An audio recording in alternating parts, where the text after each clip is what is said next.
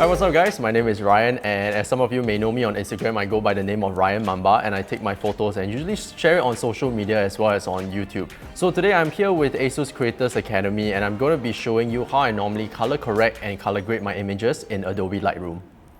Okay, so let's begin the color correcting and color grading of this image. But before we do that, I just wanted to mention that the Asus ZenBook Pro Duo 15 has really sped up my efficiency when I'm color correcting my images because of the control panel right here. So with some of the Adobe applications, the control panel has been embedded into the application where you can use your sliders and even like some rotary dials to control the functions within the Adobe application. So for me right now, I'm in Adobe Lightroom Classic, and I'm just going to be running you guys through how I normally color correct my images first, and then we'll go on into the color grading process.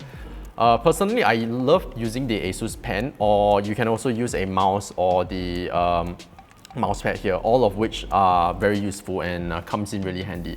So for me personally, what do I look out for when I'm first starting to color correct my images? Sometimes when you're shooting raw images, you might get pictures that are very flat. So during this stage of the color correcting process, the goal for me is to try and match my photo to exactly or as close as I can to what I saw when I'm taking the photo. So just looking at this image, we are trying to bring back as much details as we can. So let's just use the control panel to start with.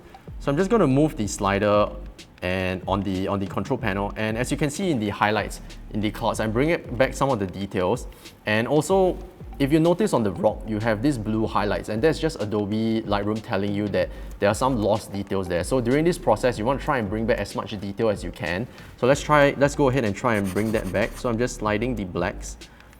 And throughout this process, just notice that the control panel is helping me very efficiently, because honestly, I prefer to just use my finger sliding around, or you can use the Asus Pen as well, as compared to just sliding the tiny sliders on the panel in Adobe Lightroom. So looking at the image, I think right now it's a little bit flat. Let's try to boost some of that contrast back.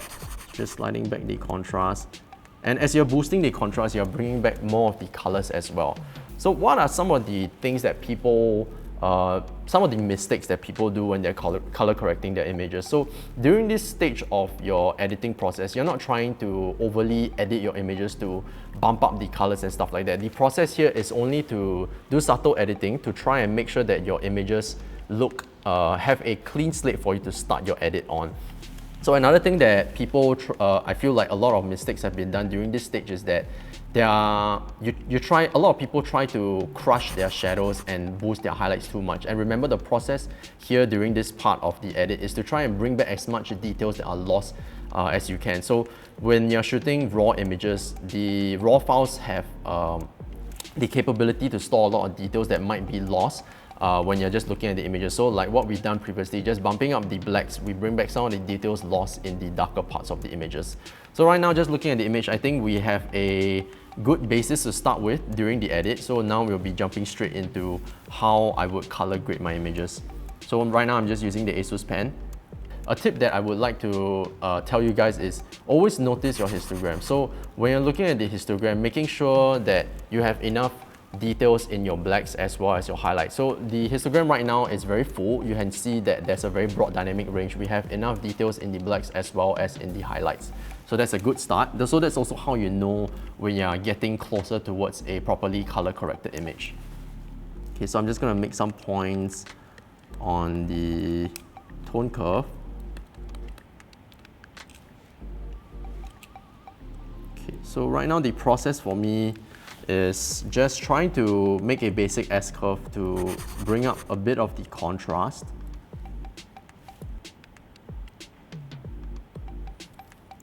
So throughout this process, what you want to do is to take note that you're not crushing your details too much, as well as retaining some of the highlights, but bringing back some of the contrast that was lost during the color correcting process.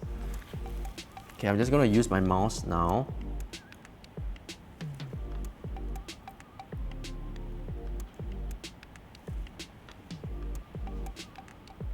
So a little tip that I can give you guys is, if you're trying to achieve that faded vintage look for your photos, right, what you want to do during the tone curve is to find your black point, which is the left cornermost point, and then just bumping it up a little bit. So the higher you go, the more faded it will look. So as of now, this image looks okay for me, very basic S-curve. Let's move on to the next step. So this is my favorite part when it comes to color grading your images, because you are controlling the colors with the HSL tab. So a tip that I can mention here is that for this particular photo, it's relatively simple. We only have a few colors to focus on. We have a yellow jacket, we have the blue sea, and a little bit of the grass or moss on the rocks. So not too difficult. But what I'm trying to focus on here is to try and bring out the colors that I feel is necessary and reducing the colors that I don't find is particularly helping the image. So let's go ahead and do that. For me personally, I like to tweak my yellows to make it a little bit more orange. And the blues, I think the blue in the sea is looking quite okay, but let's just try pushing it around. I think this blue sits perfectly fine. And I think we have a nicely colored image now. So throughout the process when you're editing, it's not, if let's say you find something that you want to go back on in a previous step that you've never done, I think that's perfectly fine. So for me right now, I feel that the rock in the center of the image is a little bit dark. I'm not getting enough details there. So what I'm going to do is, I'm just going to go back to my basic corrections tab, and I'm just going to bump up the shadows a little bit, bringing back some of the details in the rock. Maybe moving a bit of the whites.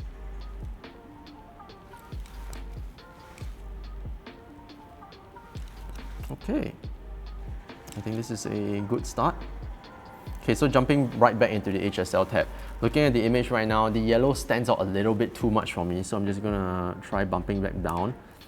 And instead of using the sliders, you can click on this selector tool right here, and you can click on your image and drag the particular color that you want to desaturate, and Lightroom will help you selectively create the slider and then move accordingly to what color that you've picked out on. So for me, I'm picking out the jacket, I'm just sliding it right now, trying to desaturate it a little bit, moving back and forth, trying to find a balance. And this sits perfectly fine with me right now. In terms of the blues in the seas, I think it's nice. I'm not going to adjust too much of that. And during the color grading process, so we have a color grading tab here, and as you can see, you have a shadows, highlights, and midtones. So the thing that you want to focus on here is to try and balance it out, or try to add stylistic colors. So for me personally, what I like to do in these shadows is I like to add a little bit of a blue tint. So I'm just going to show you guys how I do that right now. And then we can bump up the saturation or reduce it accordingly. And I'm just going to keep it around here, 11. For the midtones, I'm going to bump up a little bit of the orange, bringing back some of the details. And the highlights, I think, is perfectly fine for now, but let's just play around and see what we can get. Okay, I think this is a good. Yep, this is good. So for detail, sometimes you can sharpen your images, but for me, when you're using for this particular photo, I was shooting it on a 30 megapixel camera. So just checking on the image, just zooming in right here and zooming out. The image looks sharp, so I'm not going to do any sharpening. And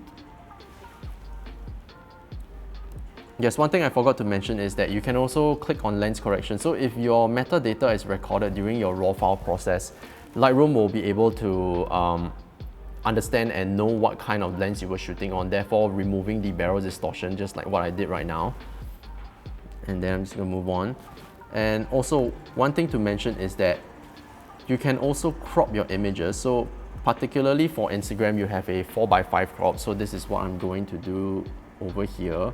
Just going to make sure that the center of the image is at the rock as well as me sitting here. And just moving along the image and pressing enter. And I'm just gonna, now the exposure looks a little bit bright to me, so I'm just gonna bump it back down a little bit. And maybe adjust the highlights as well. Okay, so we've been through the transform tab already. It's just like cropping and everything. This image looks perfectly fine to me, so I'm not gonna do anything in the transform tab. And for the effects, you can either add vignette into your images or you can remove them. But for this image, I think it looks perfectly fine. although you can try to add a bit of vignetting at the side to draw focus towards the center of the image, which in my opinion actually looks quite nice. So I'm just going to leave it at -23 for now.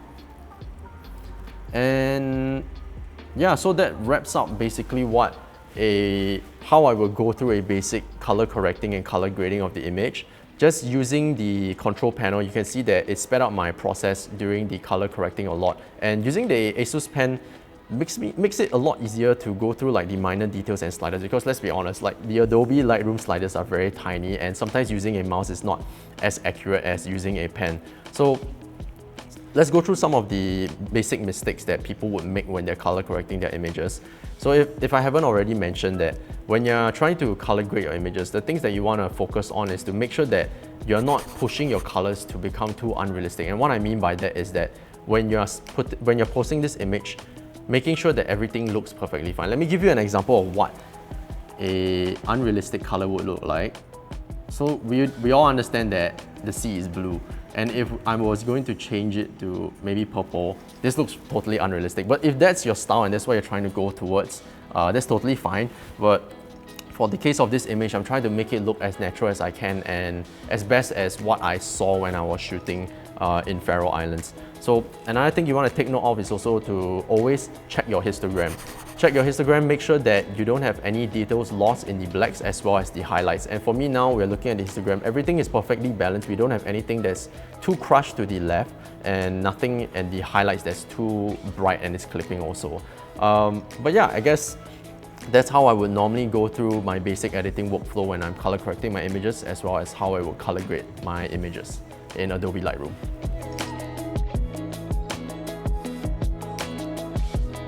Okay, so this wraps up our ASUS Creators Academy and my workflow of how I would normally go through my basic editing and coloring workflow in Adobe Lightroom. I hope you guys picked up something here and there. And if you're interested to find out more about the ZenBook Pro Duo 15, you can check out the link. And also, if you are interested to learn more about tutorials from other creators as well, you can check out the ASUS Creators Academy link. And I hope you guys enjoyed the video, and as always, I'll see you guys in the next one.